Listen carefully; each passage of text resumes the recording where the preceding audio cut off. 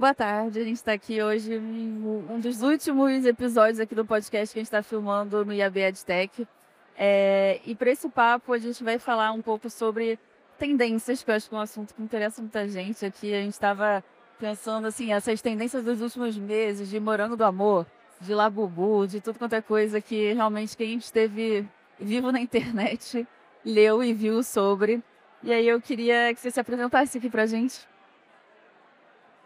Obrigada primeiro pelo convite, por estar aqui nesse momento dividindo um assunto que eu gosto muito, que é o nosso core de trabalho, né, que é falar de tendências e prever tendências, né, e ajudar as marcas a estarem conectadas a isso. Meu nome é Silvia Visani, eu sou líder de Data Insights na Dentsu e vamos lá, vamos conversar um pouquinho. Boa. Eu acho que quando a gente fala de tendências no geral, né, que é um assunto sempre que eu acho que gera muita curiosidade, desperta, né, muita conversa, muita atenção, sempre tem essa dúvida que volta primeiro de como detectar uma tendência e como entender se uma tendência, ou como, né, entender, não sei se a gente entende necessariamente, mas como você chega numa conclusão se uma tendência é algo mais temporário, dessas tendências que vêm, que passam, ou se é algo que a gente pode investir a mais longo prazo. Você tem alguma forma de dar, de ter uma opinião sobre isso já previamente? Olha, interessante a pergunta, né? Acho que é o grande desafio. Primeiro, porque as tendências aparecem o tempo todo e nem todas as tendências são duradouras, né? Tendência é um comportamento, né? É uma coisa que pode perdurar, que pode virar um movimento cultural ou pode não evoluir ou não ser bem aceita, né? Tem um pouco de tudo. É curioso também o assunto, porque eu acabei de sair de um painel onde a gente estava falando sobre inteligência artificial e me perguntaram ali, né, um agente que eu criaria, né, de inteligência artificial para apoiar a gente nesse momento, o que mais ajudaria? E justamente o agente que eu gostaria de criar seria um futurista de bolso, assim, um agente que realmente me ajudasse a entender se um insight se transforma numa tendência e se essa tendência evolui e como ela se comporta em 5 dias, em 5 anos, para a gente entender se vale a pena se apoiar naquilo ou não, né? Eu acho que é o grande desafio. É, a gente passa o tempo todo procurando essas tendências, né? Tem uma infinidade de ferramentas. Acho que a inteligência artificial chegou para juntar esse mundo de dados que a gente hoje consome para chegar a esses insights e essas tendências.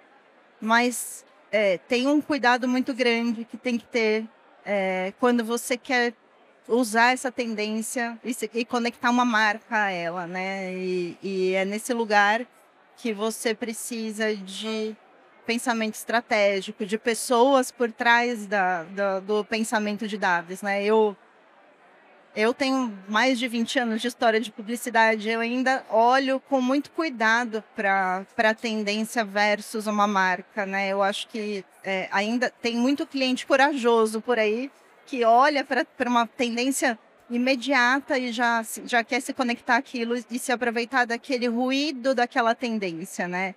E nem sempre isso é a melhor forma, né, de se conectar e de ser genuíno na conexão com o consumidor, né? Eu acho que o mais importante é entender como o consumidor vai olhar para aquela conexão da marca com aquele pensamento daquela tendência, né? Aquele insight daquela tendência. Não, perfeito. Acho que você falou da palavra coragem, acho que passa muito por isso, né? Bom, depende um pouco do assunto, se ele for mais crítico ou não, mas acho que sempre requer um quê de coragem nesse tipo de situação. E justamente eu ia te perguntar, pensando assim, num CMO que está ali nesse impasse, assim, né? A gente sabe que para aproveitar uma tendência tem que ser muito rápido, tem que ser muito ágil, não dá para ficar pensando muito, mas ao mesmo tempo tem que ter esse olhar crítico de entender se faz sentido, se não faz. É, qual a sua visão, assim, em relação a isso? Como você imagina o fluxo perfeito, o time ideal para conseguir ter essa velocidade e ao mesmo tempo conseguir prever certos problemas que poderiam acontecer ou tentar, né? Acho que os, acho que dados é sempre o fundamento disso, né? Eu acho que o cliente só consegue tomar uma decisão segura, mesmo que corajosa, se ele estiver bem embasado, né? Então, esse pensamento de estratégico do dado que está por trás daquilo, que aquilo pode, como aquilo pode reverberar, o comparativo com outras experiências parecidas, tudo isso tem que estar junto do contexto. E esse olhar do outro lado, né? O olhar do consumidor que vai ser impactado, do comportamento que está gerando aquele pensamento de tendência para tomar uma decisão minimamente embasada, mesmo que seja uma decisão ágil e que você precise de um pensamento imediato ali para tomar decisão se você se apoia naquela tendência ou não. E hoje, ao longo do dia, acho que a gente falou bastante sobre comunidades e a gente também falou muito sobre geração Z. Eu acho que são, né, assuntos que estão muito presentes no dia a dia da gente tentar prever tendências futuras, etc. Estava perguntando em relação a comunidades, né, e a geração Z, enfim. Qual a sua visão, assim, em relação a tendências que são mais globais, essas macro tendências, e essas tendências mais nichadas mesmo, né? De pequenas comunidades. Eu acho que a gente estava falando mais cedo aqui, a gente trabalha com muitas microcomunidades dentro de outras grandes comunidades, e cada um tem sua particularidade. Então, eu imagino que isso seja também um grande desafio para você no dia a dia. É um grande desafio, eu acho que tem um, um olhar muito importante que acho que é uma mantra até que eu costumo usar, que o dado ele precisa ser humanizado, né? O dado são pessoas. Então, se você consegue olhar para o comportamento, transformando ele de fato em pessoas, ouvindo o que aquilo tá te contando, você vai ter menos risco, você vai conseguir olhar e se conectar de verdade com a mensagem, com aquele público, com aquela oportunidade de tendência que você quer se conectar, né? Eu acho que, independente se ela é macro ou micro, a visão vai no mesmo caminho, né? Você tem que estar, de fato, com uma escutativa de comportamentos e de conversas. E aí, quando a gente olha para isso, por que eu falo isso, né? Quando a gente olha para dados puros, você está normalmente analisando declarações. E a gente sabe que o que as pessoas falam e como elas agem é completamente diferente. Então, se você se apoiar só no dado e no que elas estão declarando, você corre um risco muito grande de, no momento que aquilo é aplicado, na realidade, no dia a dia, se errar a mão, né? Assim, cair num ambiente que não é tão legal. E aí, quando a gente olha para macro, micro, global e etc., quando a gente fala de Brasil, a gente tem uma grande dificuldade nesse lugar, porque a gente sabe, né? A gente já ouviu muito falar que o Brasil é cheio de Brasis, né? Então, cada lugar é diferente, né? Hoje no almoço mesmo a gente estava falando sobre línguas e desafios de pessoas que não são do Brasil, que vêm trabalhar no Brasil e têm dificuldade de se conectar. E se a gente olhar no próprio Brasil, a gente tem dificuldades, né? Você senta numa roda de conversa num bar no Nordeste, você provavelmente não vai entender o que as pessoas estão conversando no seu dia a dia ali, porque a gente vive de culturas e de dialetos muito diferentes dentro de um Brasil, de uma comunidade tão grande, né? Então, é desafiador e tem que ser cuidadoso, assim. Acho que sabe a história do um pouquinho de droga, um pouquinho de salada?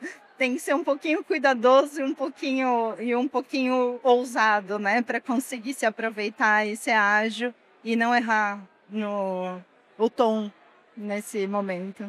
E você estava falando que você participou do painel sobre inteligência artificial também. Fico curiosa para entender mais, tanto de ferramentas gerais, como de ferramentas mais voltadas para a inteligência artificial que vocês têm usado e como isso tem impactado o seu trabalho e o resultado no dia a dia também.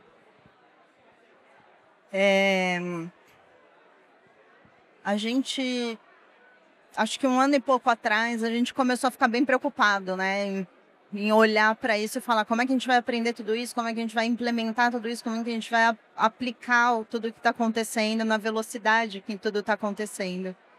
E, na verdade, eu acho que é um pouco mais simples do que parece. No fim das contas, eu acho que todo mundo já tá usando de alguma forma algum recurso de inteligência artificial. E quando a gente olha para dados, a inteligência artificial é só mais uma tecnologia que nos ajuda justamente a encurtar o tempo, né? Ela tem sido utilizada, alguns recursos têm sido utilizados para juntar os dados de diversas fontes e trazer para a gente ajudar a gente a chegar no insight mais rápido, né? Então, as ferramentas em si continuam sendo as pesquisas, as fontes de dados, elas continuam sendo muito relevantes e a inteligência artificial, ela é só mais um agente, né? Assim, acho que a gente está entrando nessa geração de falar de agentes de IA, é mais um agente, é mais uma peça dentro da estrutura que está ali apoiando o time para conseguir mais rápido juntar o máximo de informações, tratar aquele volume de informações e chegar numa conclusão mais rápida e mais bem embasada. Esse embasamento, acho que com certeza é a chave, né, para funcionar. E queria saber também do seu lado como você enxerga depois esse impacto final, porque não necessariamente a gente consegue mensurar tudo, né? Mas como você consegue de alguma forma mensurar o impacto da sua equipe no ponto final? Consigo. Consigo sim. Eu acho que tem duas frentes essa transformação, né, que a gente está vivendo. Primeiro, qualifico muito o trabalho, porque você consegue juntar muito mais informação em muito menos tempo. E segundo, a gente tá vivendo uma experiência muito bacana, que eu não esperava, muito rápida, que é a evolução da forma como as pessoas pensam. Porque pensa numa pessoa que está em início de carreira, que normalmente ela vive num lugar mais operacional de trabalho, né? Então está ali tratando dados, juntando fontes de informação, tentando preparar uma fundação de dados para um estrategista tomar uma decisão. E hoje o próprio analista já tem mais facilidade de ter isso conectado, então ele precisa usar o espaço de tempo dele de uma forma mais inteligente, né? Isso, para mim, é o maior ganho da inteligência artificial, que é fazer com que as pessoas usem a mente, né? Usem o poder humano na potência que ele precisa ser usado, né? Não para coisas operacionais, mas sim para visões mais estratégicas, para inspiração, para criatividade, né? Que são coisas que a inteligência artificial ela é literal, né? Então precisa alguém que vai ler o que está acontecendo, trazer aquele contexto para frente, né? Assim, eu falo muito que a inteligência artificial não é o fim, ela é o começo, ela é a